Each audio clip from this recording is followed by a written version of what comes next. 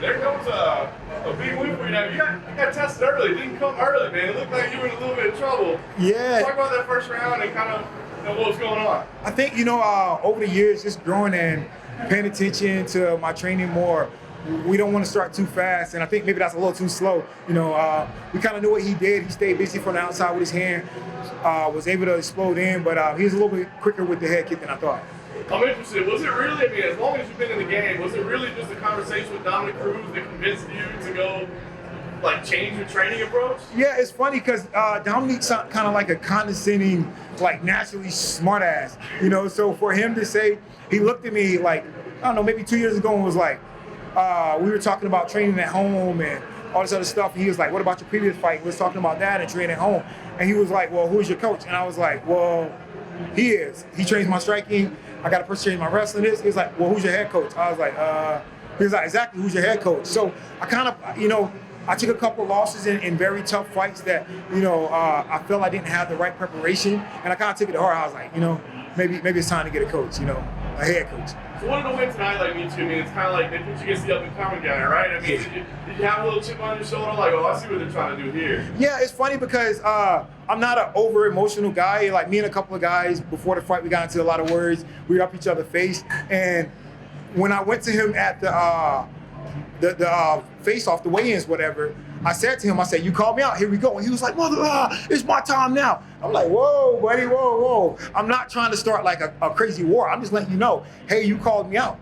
Show up, So I just wanted to let him know, he called me out. I took notice to it, so I definitely was going to match his intensity. You made your UFC debut December 2012, and you're still here competing at a high level. Not a lot of fighters have the longevity we've had in their career. What do you credit that to? Is it just self-belief or just proper training? What do you look at to still be able to compete at a high level? Just a lot of hard work. There's been a lot of times I came out here and didn't look really great. I made poor decisions out here, and I had people second guessing me. I was second guessing myself, but I like to tell everybody I never had a chance to grow up in this sport.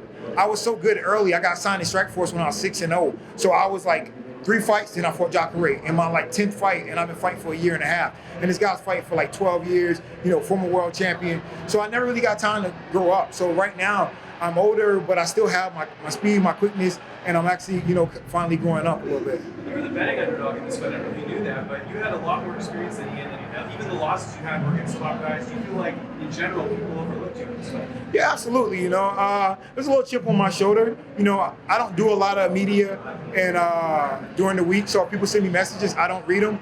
I'll kind of post, I'll look, and I'll just get off, So I really don't read into, what people are saying. I don't read comments. I don't go to posts. I glimpse one, and somebody's like, Ian is going to whoop you, So I don't pay that stuff a lot of attention, but I definitely had a chip on my shoulder when I saw the odds, kind of 2-1. I was like, okay, I don't appreciate this. I really got to go and show who I am and what I have. What do you feel like that win over Ian is looking in the division? Because he had a nice winning streak heading into this fight. Yeah, he was a top up-and-coming guy. I feel he can beat a lot of guys in the division. He already came in and called out some big guys and beat some big guys, So I feel it puts me right there,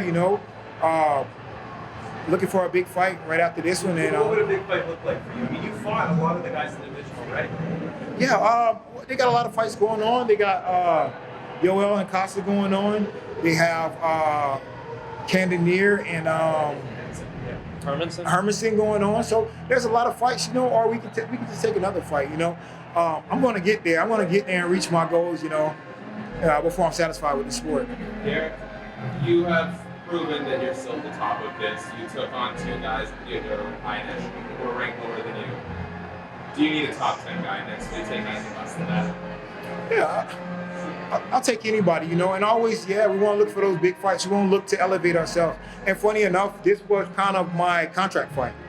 So that's going to be a part of the discussion, what are we going to do next, I'm game for whatever. I'm down for whatever. I fought everybody in this division, and I'm still willing to do so. I still want to get that title fight. I was there twice.